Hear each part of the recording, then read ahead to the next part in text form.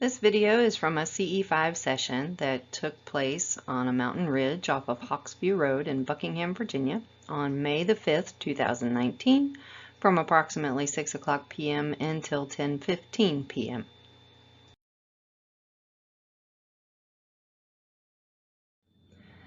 This particular video is only going to feature two separate clips. Both of those were from a handheld IR cam, and I did have the camera mounted on a tripod this time, trying to alleviate the issues that we had from our horse pen video dated April 23rd, where Zach had the camera in his hand trying to get stuff in the sky. It made it really shaky. It was very difficult. So I did have the camera mounted on a tripod to try to alleviate that for the first clip and for most of the second clip. However, there was a portion of the second clip that I ended up just picking the whole thing up, and so it's a little shaky, and I apologize in advance for that, but it was necessary at the time. So let's go look at our first clip. So here's our first clip. There were only 3 of us present for this session, plus Jack, of course, my ever-present doggy companion. Our setup for this session was basically the same as it always is. I had the Jeep parked behind us, and I had the infrared game cams mounted on the brackets all the way around the Jeep to capture anything that we might not be seeing and paying attention to. And we were sitting in front of the Jeep, and then way out in front of us, I had the infrared handheld camera mounted on a tripod, and we had a real long, narrow view of the sky. It was a great view, big view of the sky, but it was real long. Excuse me. And so I had that camera mounted out in front of us, and I had all of the brackets and everything loosened up on the tripod so that I could just swivel it around 360 degrees in the event that we saw something that we wanted to capture. So we did see some interesting stuff, and so this first clip is going to be with the camera fully mounted onto the tripod, and it's very interesting. It's a little long, and that's why I'm only including 2 clips in this particular video, because I don't want it to get so long that it's burdensome to watch. So here we go. Okay, so the first thing that I want to show you in this clip, which I have paused, of course, is that there were some normal, very explainable things that were visible in the frames that if you didn't know they were there, you could go, oh my gosh, you know, that's a UFO, or that's a ship, or that's something. And I want to show you those to begin with so that we can talk about them. So did you see that go past? See that right there? This is a radio tower, and these are 3 lights that are way, way, way off in the distance. I don't know if they've got to be huge. I don't think it's single lights. I think it's a series of lights, like maybe in a large parking area or something. This is all mountainous, and there's a valley, and these are visible way over on the other side of the valley, on the side of the rise as the mountain goes back up. So these are a long ways away, and if you look close, the camera stops, there's that flashing, that's the radio signal, or radio tower rather, and these are those lights that are stationary. And there's also a road right here, so every once in a while you'll see car lights go down through here. So I wanted to point that out because it's important to document those types of things so that you don't end up getting excited over something that you shouldn't be getting excited about, and so that you can say to people who are wanting to criticize your evidence or your work, well, we ruled that out. That's important, and it's important to be fair. It's important to be accurate. So we try real hard to do that. So I just skipped forward to the part of the video that is significant, and I had been panning around in the trees, and I had been panning around in the sky. We kept on seeing stuff in the sky, and that's unusual for us.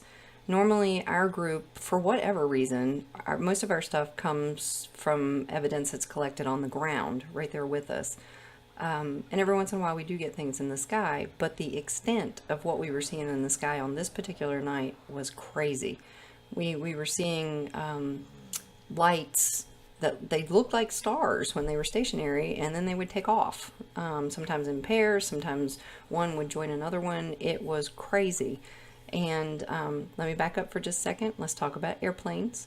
As I mentioned in our video from the 23rd of April, we tend to visit the same locations repeatedly, and that's not because there's anything special about those locations as far as like being a hot spot for activity or anything. It's just because they're convenient. They are close by, and they fall within the parameters of what makes a good environment for a CE-5 session. You got a view of the sky, it's remote, it's quiet, it's secluded, and we feel comfortable there. So that's why we go there.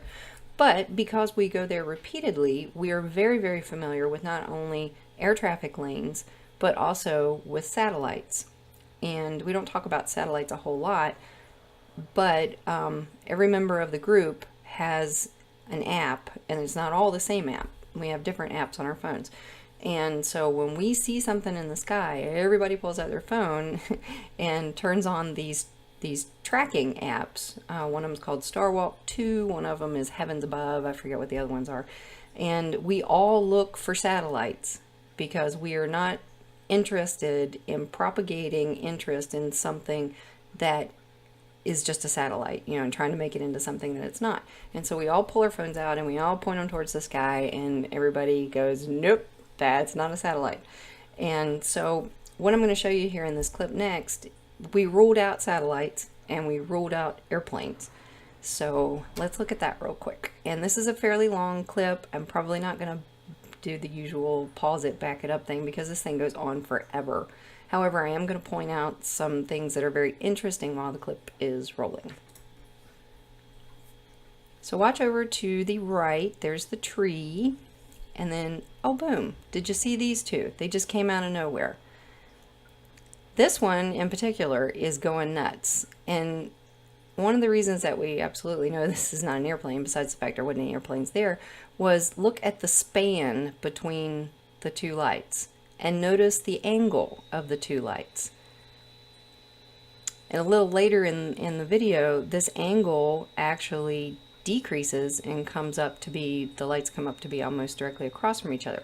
It seems to be talking to this one down here, or I'm assuming maybe they're communicating, maybe they weren't. This one also, it's not as prevalent, but this one also bounces back and forth in two different locations as this light is happening. And if you notice, this one is starting to decrease on the angle that it's at. And yes, it was windy. You're seeing all this stuff. I'm guessing that those are mainly dust particles. They're behaving like dust particles do in the wind. I'd like to think that they were little itty bitty teeny dots of energy that were visiting with us, but I'm not going to say that they are because that's not a practical thing to say when it was so windy. And now the one thing is that it had rained. It had rained a lot right before this, so dust wasn't a real big factor, but still. So you see this one starting to drop down towards the horizon. And then watch up here in this area. Oops, except for that. Watch up there at what happens. Let me get this out of the way. See it? See that one? So now we have another one. And then if you watch over here, now we have another one. This one kind of dropped in from the top. This one came out of nowhere. This one over here begins to go really crazy, like blinking like mad in a what appears to be a patterned sequence, but it's not really a pattern. Oh my lord. Of course, Jack thinks there's somebody outside, so he's going to be real protective. And then I've got these little things flying back and forth across the screen. And I don't think these are dust particles. I think those are something else, but I'm not sure what they are. And this goes on for a very long time. We watched this for a long time, so I'm going to stop that at this point because it's basically the same thing that just keeps going. And we're going to go to the next one, the next video, which is related to this one. This is our second and final video clip for this series, and at this point we had gotten really excited because, like I said in the previous clip, things were crazy in the sky.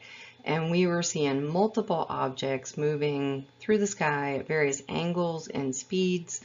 And I was determined that I was going to try to get some of this stuff on the handheld infrared camera, which of course was mounted to a tripod, and it proved to be very difficult. We tried everything. These things were there for a long time, so we had time to, one of our members had the laser pointer, and so I'm yelling at him, shine the laser pointer on it so that I can locate it in the sky with the camera. And for whatever reason, I haven't figured this out yet, my little infrared camera doesn't pick up the laser pointer beam.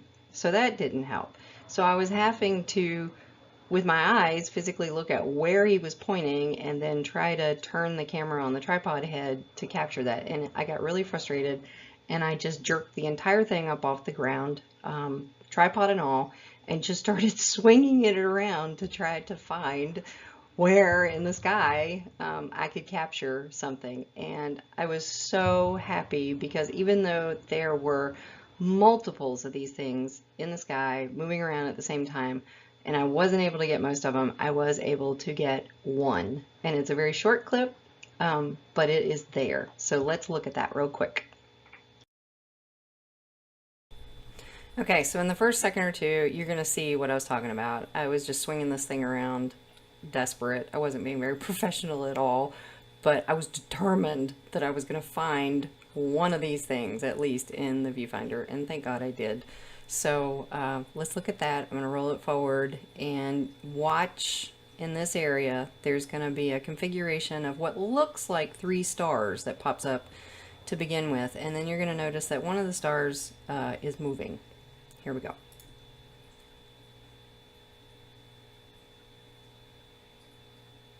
So there we go. 2 stars, stationary, and something that is not. And I apologize for the shakiness of the video. Like I said, I had the whole thing up holding it, and it was really hard to hold it steady. But let's look at it one more time. There's something really interesting over here that kind of does a streak through the frame, and I'm not sure what that is. It looks energy-like to me, but let's look at it one more time. I was so excited about this. And like I said, this is not the only one. It was the only one I was able to capture, and then I lost it. And there's another 30 seconds of the video where I'm swinging the camera around again, and I did find it again, but the video is just so all over the place that it doesn't do any justice to the item that was going through the sky. So that's the extent of what we're going to view that we captured on that particular evening on May the 5th up on the mountain ridge at Hawksview.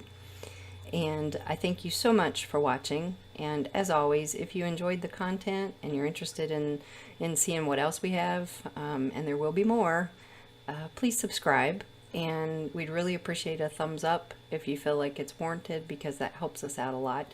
And at the ends piece of this particular video, there is some technical information in case you're interested in that kind of thing. And there's also a little message from us here at We Own the Light. And there's also some information about where you can email us and things like that. So here's the usual technical info, just in case you're interested. Our session began at about 6:00 p.m. with our equipment set up. And as always, our setup was followed by playing of the crop circle tones and a short field meditation. Both of these resources can be found on Dr. Stephen Greer's website at www.seriousdisclosure.com/apps. It should also be noted that, as always, for the majority of the day, I concentrated on the fact that we would be performing a session that evening, just in case anyone was listening. And if you've listened to technical info on other videos, you know what that means. That means that throughout the day, as I am able, I literally just drop into a meditative state, excuse me, and I put it out there energetically into the universe. Hey, we're going to be at such and such a place at such and such a time this evening, and we would really, really appreciate contact. We would love to try to communicate with you. If you could come visit with us, we would be really grateful for that. And I just do that over and over and over again. And I found that, as I've said before, putting that little extra effort in really increases the quantity and quality of the contact that we have during our sessions. All clips for this session, as I mentioned before during the video, were captured by a very generic, that means cheap, handheld infrared camera. I'm so looking forward to being able to afford something that is a little better than that one. And we ended our session at approximately 10:15 p.m. And we ended the session not because the activity had stopped. I don't know how long it would have gone on. These things, these lights, these ships, whatever they were, going back and forth across the sky, they were still very active. But unfortunately, we were trying to be responsible adults and get things broken down and get back to our respective homes in time to get some decent sleep before we had to get up and go to work early on Monday morning. I chose these clips from the dozen or so that we gathered during this particular session because they represented typical events which normally occur during our CE-5 sessions. All of these clips basically show the same thing, the energetic signature or form of intelligent beings who were generous enough to make the effort to manifest and attempt to communicate simply because we requested it. If you're not familiar with what a CE-5 session is, the abbreviation stands for Close Encounters of the Fifth Kind. This is the only type of extraterrestrial contact which is deliberately initiated by human beings for the purpose of building relationships with non-terrestrial beings for the purpose of communication, the acquisition of knowledge, and the betterment of our planet and our society. The ultimate goal of these efforts is the eradication of the current status quo of hatred, fear, and separation which has been in place for far too long. Our current state of existence is not sustainable. We are destroying our planet and ourselves. There is a better way. We can learn from those who have been where we are and managed to evolve past it, if we're only willing to make the effort to do so.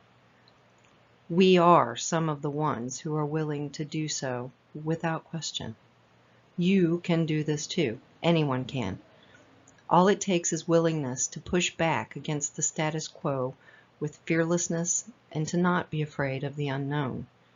We Own the Light is dedicated to the enrichment and evolution of humanity's spirituality, and we're in direct opposition to the fear-mongering and secrecy that fosters society's current state of hatred and separation. We work toward this through showing others the energetic connectivity between all things, including those which have been traditionally feared or thought of as being dangerous, especially extraterrestrial beings. I once heard Dr. Stephen Greer say, "They might own the night, but we own the light." And for those of us willing to do whatever it takes to be a cog in the wheel that crushes the current societal and political state to smithereens, no truer statement has ever been uttered. This channel, our website, and all of our efforts, past, present, and future, are dedicated to this cause, and we are indebted to Dr. Greer for his tireless pursuit of the same. As St. Francis of Assisi was quoted to say, "All of the darkness in the world cannot extinguish the light from a single candle." And he was so right. We have no fear of the darkness because we own the light. Do you have the courage to own your light? We think you do.